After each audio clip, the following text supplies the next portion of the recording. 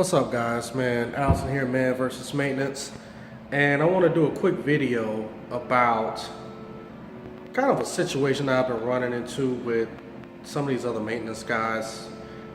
This is, kind of becoming I'll probably say, not really it's such a big topic, but it's kind of a most talked about topic here in the maintenance community, and that is guys who are bouncing from property to property.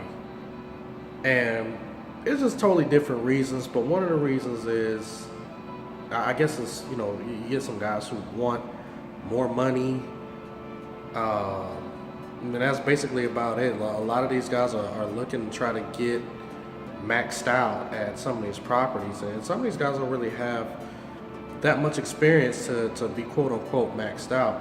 So that's one of the things that I want to address in this video.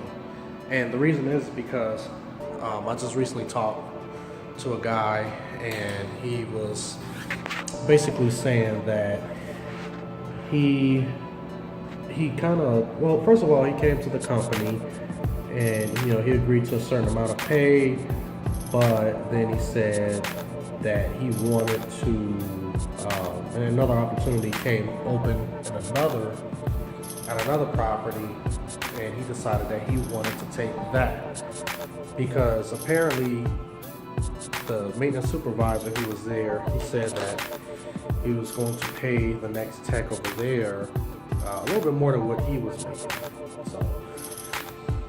So he decided that he wanted to transfer to that property in the hopes of actually getting that the pay. But one thing that I do know about these companies is that you're not, if you're at a certain pay, just because you decide that you want to transfer, you're not going to get your pay increased unless you're like being promoted to like supervisor or something, or you're actually going on a property which is pretty bad. It's a pretty tough property, and there's a little bit more work involved, and they kind of use that as an incentive to kind of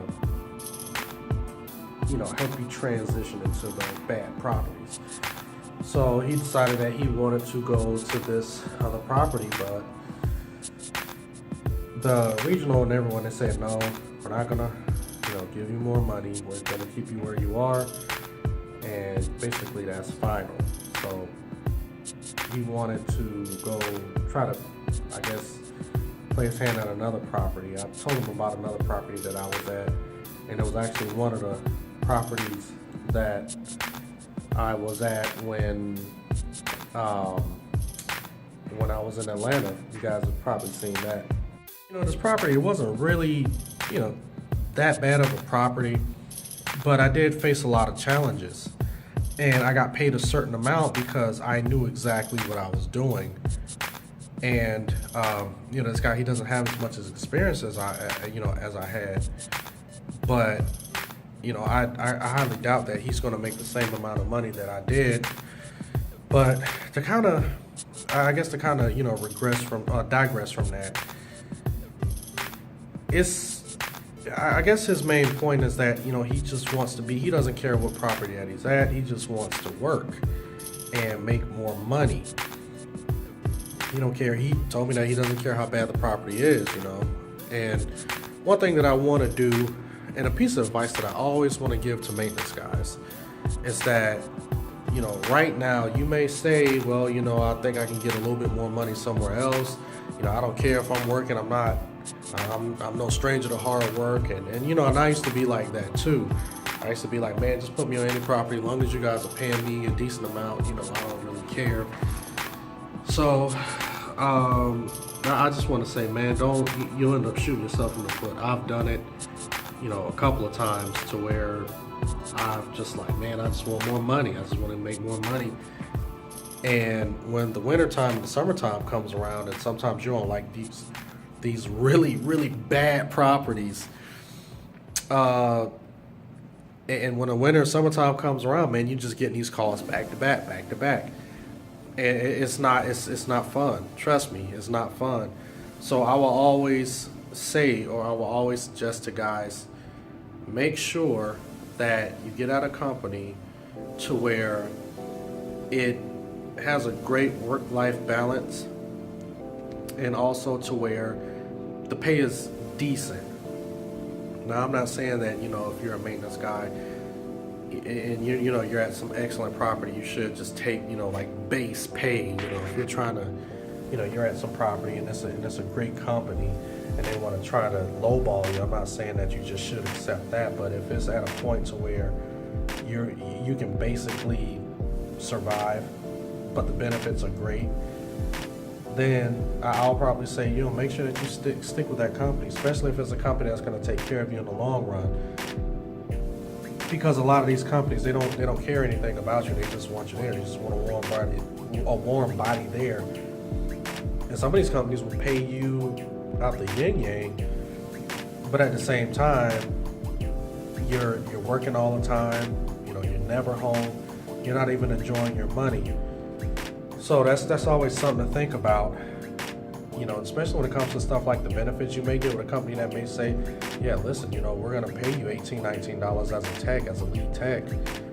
But then you turn around and, their benefits are crappy, but you need stuff like health insurance, dental and vision and all of that. But your insurance may be so high that by the time they take it out of your check, it's almost like you're making, $15, $16 anyway.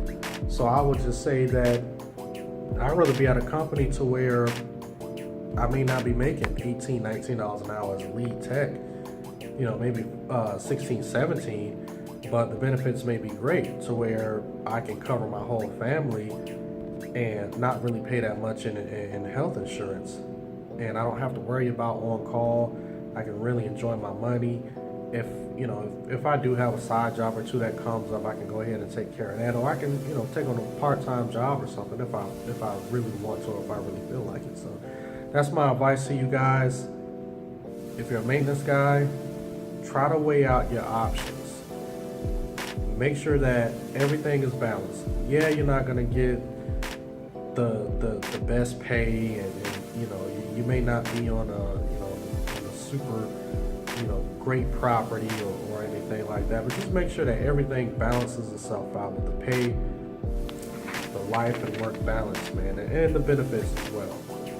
And also a really important point that I really want to touch on: look at a property or look at a company and talk to the employees who've been there.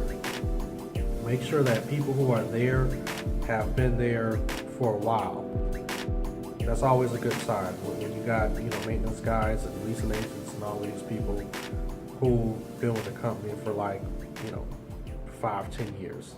And that's always a good sign, because if you get on the property and everyone's the person who's been there the longest only been at the company for about a year, then that usually means that you're probably not going to last that long. So like this video, share it, thumbs up. Let me know what you think in the comments, guys.